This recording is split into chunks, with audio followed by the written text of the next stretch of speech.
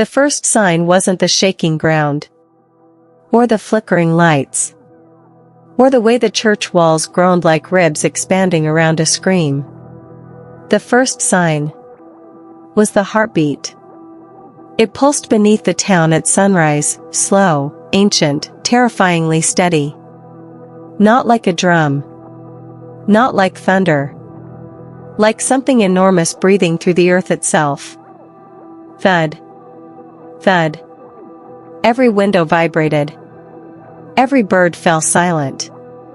My own pulse stuttered, trying, and failing, to match its rhythm. Marius jolted awake beside me, chest rising too fast for a man who technically shouldn't need to breathe. His hand closed around mine. "Elena," he whispered, voice trembling, "it's awake." I didn't ask what. I already knew. The thing beneath St. Aurelia. The true monster. The one the church was built on. The one older even than the groom.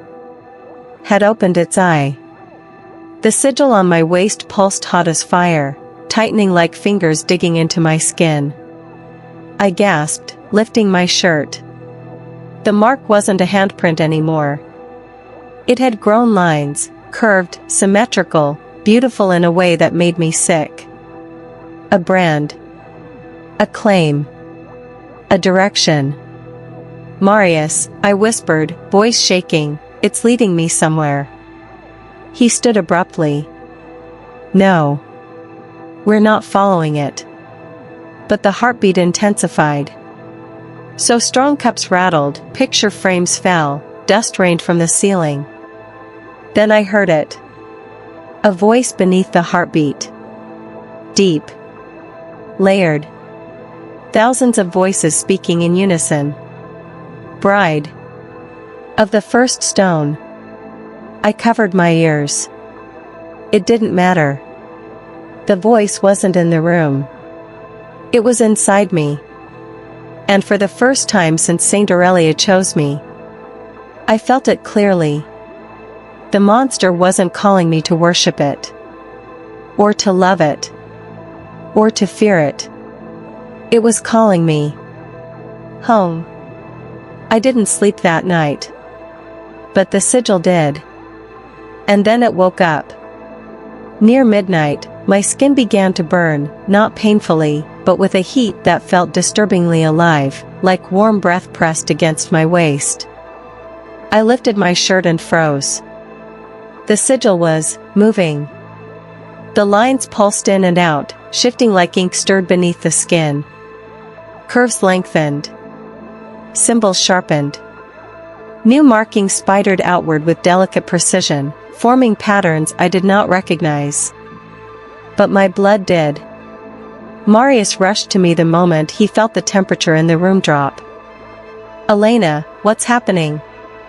I couldn't answer. The sigil answered for me. A thin line of glowing red extended from it, traveling upward across my ribs, then curling toward my heart like a lover tracing a path. I gasped, gripping the table for support. "Elena, look at me, focus on my voice." But the sigil didn't care about his voice. It cared about mine. Soft whispers rose from the symbols, gentle and rhythmic, repeating a single syllable. "Return." "Marius," I whispered, shaking, "it's trying to guide me somewhere." His face went pale. "It's mapping you. It's creating a conduit." "Conduit for what?" Before he could answer, the sigil reacted violently. Flare of light, rush of heat, a sudden blooming of red lines across my chest. Marius grabbed my shoulders. "Elena, breathe." But I couldn't. Because the sigil wasn't just drawing symbols anymore. It was writing language. Letters ancient and curved, forming a phrase across my skin. I looked down. My breath stopped. "Bride of the first stone." And underneath it, glowing like a wound that refused to close. "Awaken." I never thought I would see fear on his face. Not him. Not the groom. The shadow made of devotion, hunger, and ancient vows. But that night, I found him trembling. He appeared at the foot of my bed in a silhouette of black smoke, the air bending around him like heat over fire.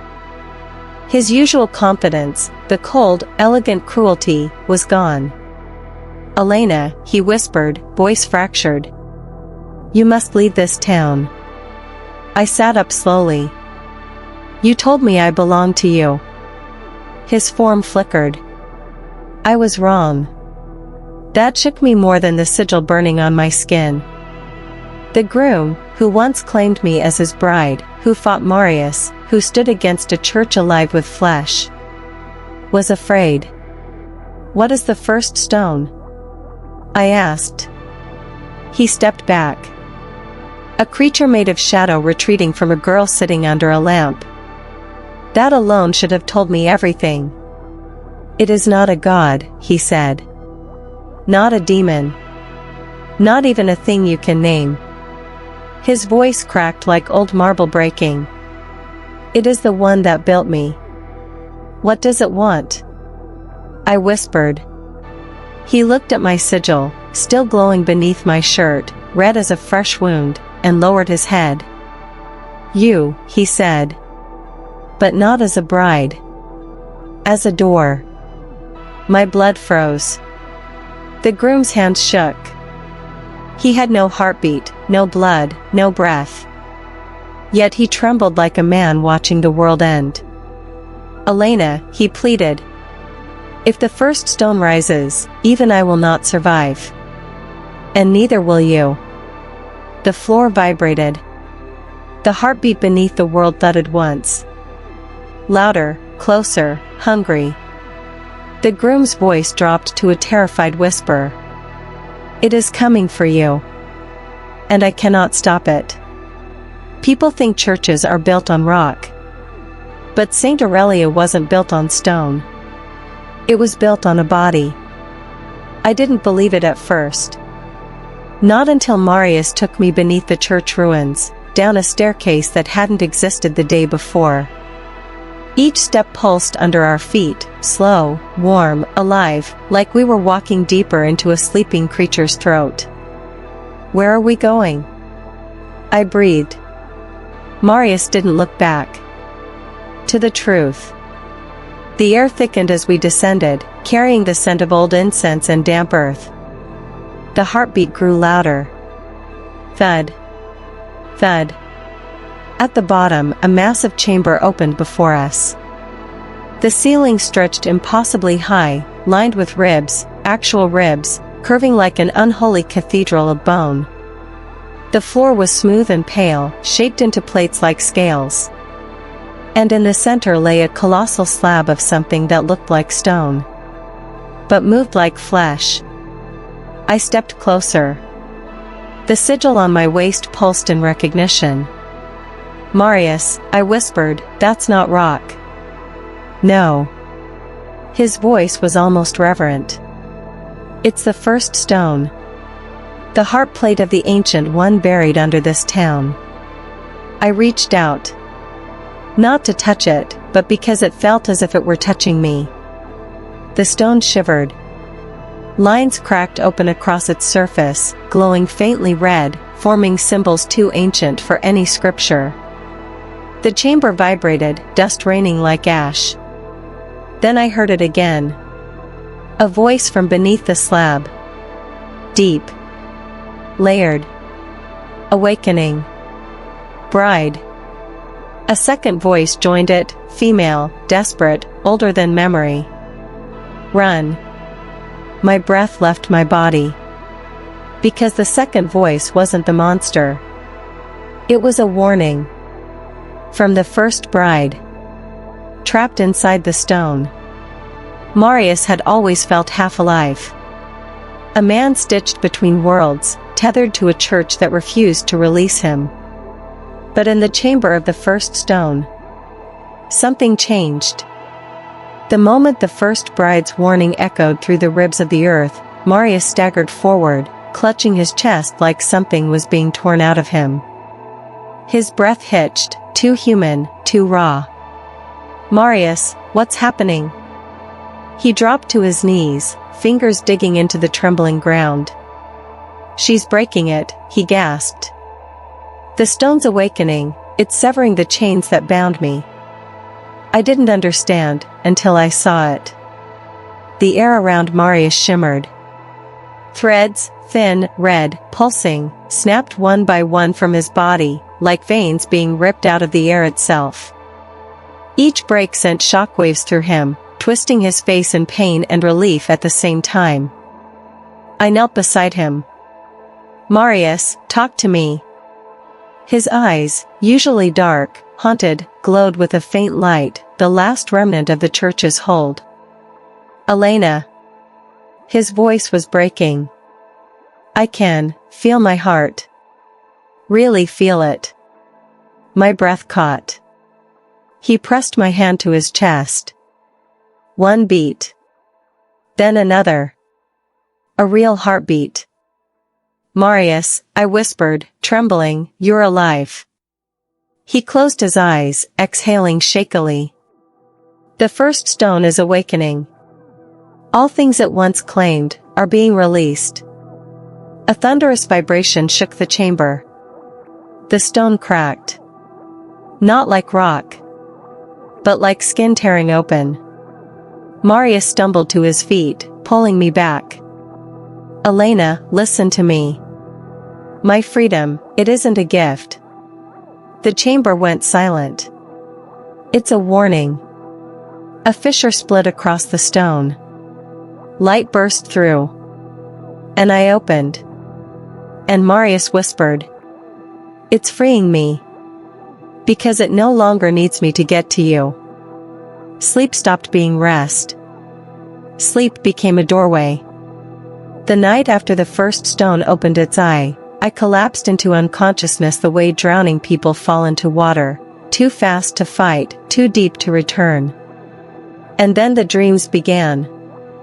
I was standing in a cathedral made of ribs and moonlight, the air trembling with distant hymns sung by voices that didn't sound human. The pews were shaped from bone.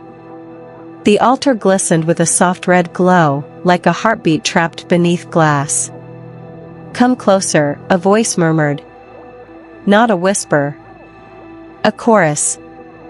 Thousands of overlapping tones layered into one command. My feet moved without permission. The sigil on my waist burned through the fabric of my nightgown, glowing like molten iron. I reached the altar and the floor peeled open, revealing a cavern of shimmering black flesh. In the depths, a massive shape shifted.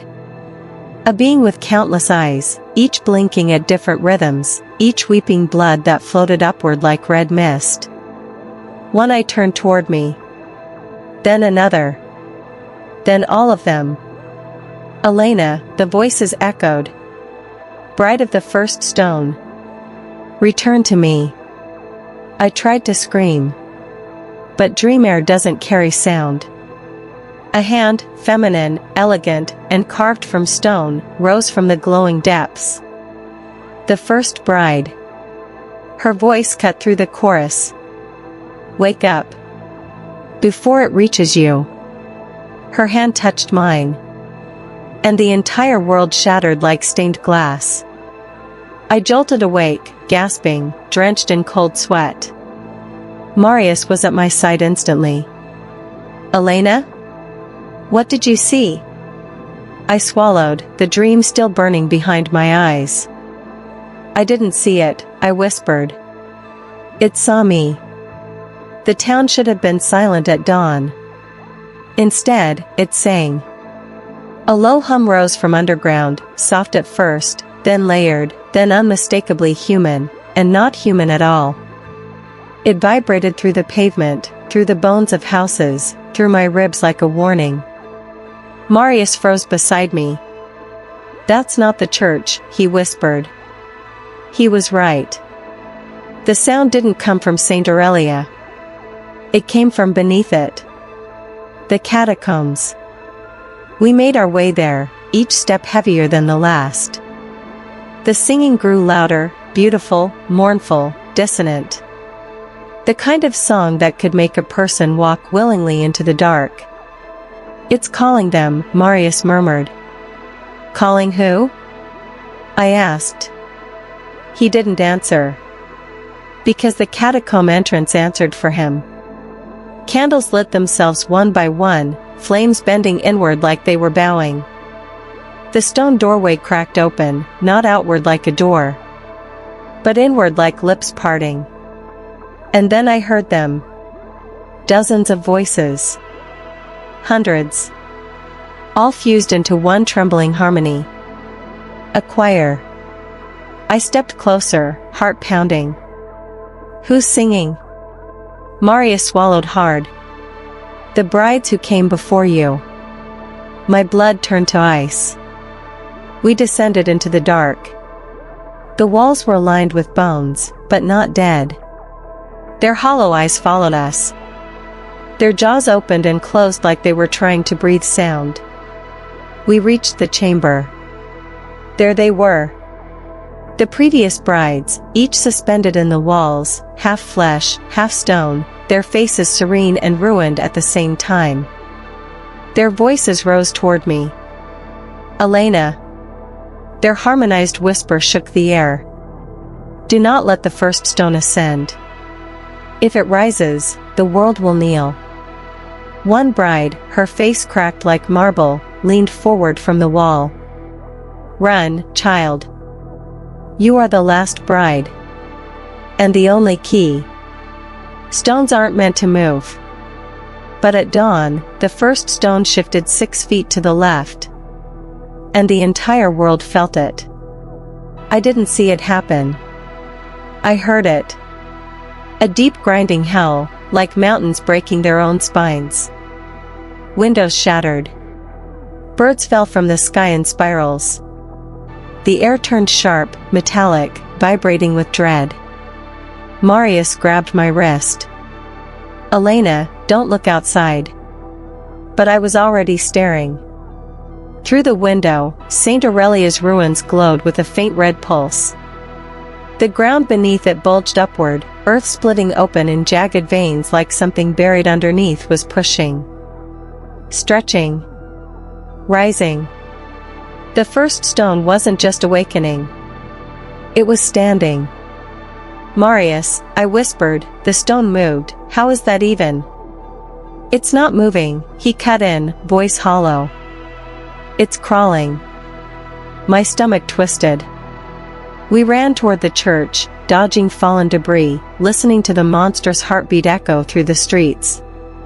When we reached the ruins, the impossible stared back at us. The first stone had risen above the ground, tilted, cracked, oozing faint red light from its seams. Debris hovered around it, floating in slow circles as if gravity itself bowed to the thing beneath. Then, it lifted again. Get back! Marius yelled, pulling me behind a broken pew. The stone slammed downward. The earth collapsed. A shockwave rippled out. Dozens of people across town screamed.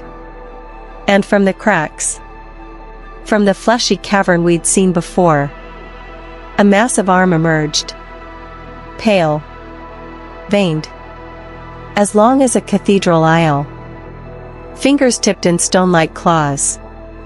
It dug into the earth, pulling the rest of the ancient body upward. Marius's voice broke beside me. Elena. It's climbing out. Before I could move, the sigil on my waist blazed hot. Not in pain. In recognition. The first stone was reaching for me. Not to kill. Not to claim. To complete itself. Legends say the first bride died. They were wrong. She was waiting. When the first stone's colossal arm tore through the earth, the catacombs erupted behind us, bones clattering, walls splitting open like ribs forced apart. A gust of freezing air surged upward, carrying with it a whisper older than language. Elena. Not the stone. Not the groom. Something softer. Something grieving. I turned. She stepped out of the catacomb shadows like a memory forcing itself back into the world. The first bride. She wasn't corpse or ghost or flesh. She was all three, marble skin veined with faint red light, hair like strands of polished bone, eyes shimmering with a sorrow carved over centuries. Every step she took cracked the stone beneath her feet. Marius staggered backward. No, no, this isn't possible. She ignored him. Her gaze locked onto mine, gentle, devastating, intimate. Like she'd been waiting for me her entire eternity. Elena, she whispered, you should have never been born. My blood froze. Why? Because your bloodline was made from mine. She lifted a hand, beautiful, deadly. You are my echo. My replacement. My successor. The ground shook violently. The first stone roared from above, dragging more of its massive body out of the earth. The bride's face twisted, not in fear, but in rage. He remembers me, she hissed. He wants me back. But he wants you more. Stone dust rained from the ceiling. The world trembled. Elena, Marius warned, stay behind me, she's not here to. The first bride vanished. Then reappeared directly in front of me, her cold hand touching my cheek before I could breathe. Run, she whispered. Or I will take your place myself. The sigil on my waist blazed in agony. Above us, the ancient titan opened its mouth to speak. And the world went silent. Heaven didn't fall all at once. It peeled. Like old paint surrendering to fire. The moment the first stone lifted its head above the ruins of Saint Aurelia, the sky changed. Clouds twisted into spirals, sunlight bruised into a deep red, and the air vibrated like an exposed nerve. Then came the sound. Not a roar. Not a scream. A voice. A single, resonant note that split into thousands of overlapping tones, male, female, ancient, newborn, all speaking in unison. The world's air shuddered beneath it. I dropped to my knees, hands clamped over my ears. It didn't matter. The sound wasn't outside. It was inside my skull. Marius fell beside me, coughing blood. Even the groom staggered, his shadow form shaking like wax melting near flame. Elena. Marius gasped. Don't listen, don't. But I heard every word.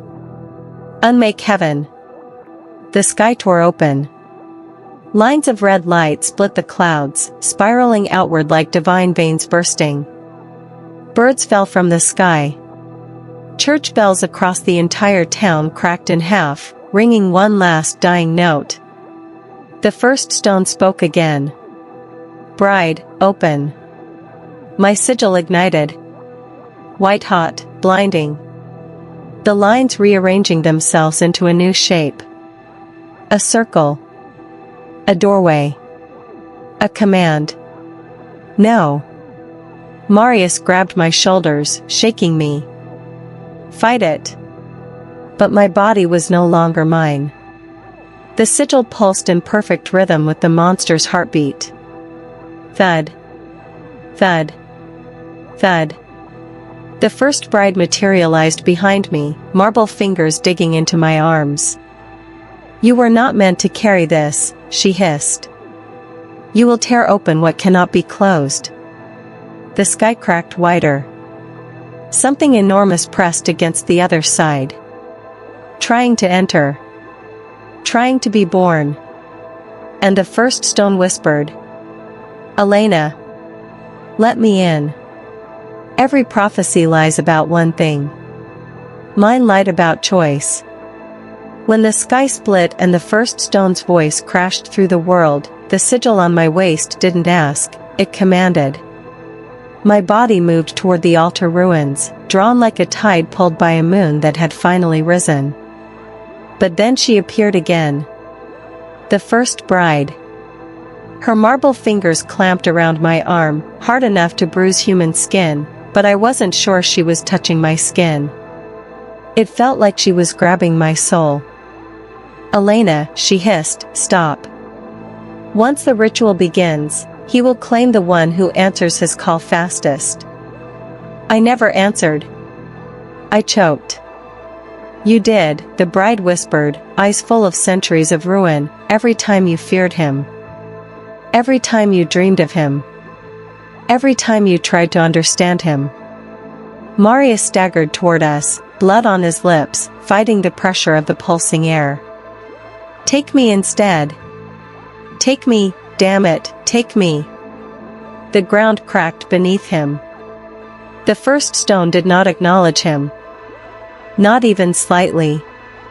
Because the ritual of choosing wasn't between man and monster. It was between brides.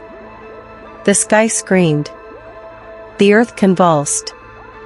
The sigil on my waist flared, flinging me and the first bride into the air like rag dolls. We collided on the ground, breathless. Then everything went silent. A single, low heartbeat echoed under our bodies.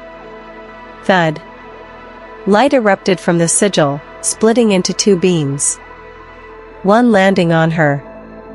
One landing on me. The first bride's face twisted, rage and terror intertwined. "Elena," she whispered, voice cracking. "Run. If he chooses me, I will kill you. If he chooses you, the world will drown." The heartbeat deepened. Bride. A circle of light drew itself around us. And a ritual began. The circle of light closed around us. Me and the first bride, two heartbeats trapped inside a god's awakening pulse. The air hardened, vibrating like stretched glass. The ground beneath our feet softened, turning warm, alive. Like flesh preparing to swallow its chosen. The first stone rose higher, its colossal body emerging from the earth. Spine of broken cathedrals, ribs of twisted marble, veins glowing red like molten scripture. When it opened its mouth, light spilled out. Terrible, beautiful, blinding. Bride. The voice wasn't a sound. It was gravity. It was command. The first bride lunged toward me, her marble hands tightening around my throat. "If he chooses you," she gasped, "the world ends, do you understand?" Her eyes were wild, fear, envy, love, and hatred fused into one impossible emotion. I tore free, chest burning, the sigil searing brighter under my skin. "Marius!" I screamed. He fought through the crumbling ruins, barely standing, but his eyes were on me, not the monster, not the bride, not the dying sky. "Elena," he breathed, "you choose." Not him. The first bride's scream shook the earth. The first stone lowered its head. Thousands of eyes opening across its body, all staring at me. My sigil responded, beating like a second heart. Thud. Thud. The circle of light exploded upward. And the first stone reached out its colossal arm. Not for the bride. For me. I should have run. But something ancient stirred in my blood. Something older than fear, older than faith, older than heaven itself. I stepped forward. The first bride collapsed, defeated. Marius shouted my name, broken, desperate. But the world was already changing around me. The stone lowered its head until its massive brow touched my sigil. And all at once, I saw everything. Its memories. Its birth. Its hunger. Its longing. Its loneliness. The world trembled as the first stone whispered inside my mind. Not my bride. My equal. Light swallowed the world. Darkness answered. And season 3 ended. With Elena crowned in the glow of an ancient god. Not as a victim. not as a bride, but as the beginning of something the world was never meant to survive. Silence returned to the world. But it wasn't peace. It was expectation. When the light faded and the first stone lowered its colossal head, I found myself standing in a place that wasn't earth, and wasn't heaven. A horizon of endless dark marble stretched around me, pulsing faintly like it was breathing. The creature, once hidden beneath Saint Aurelia, knelt.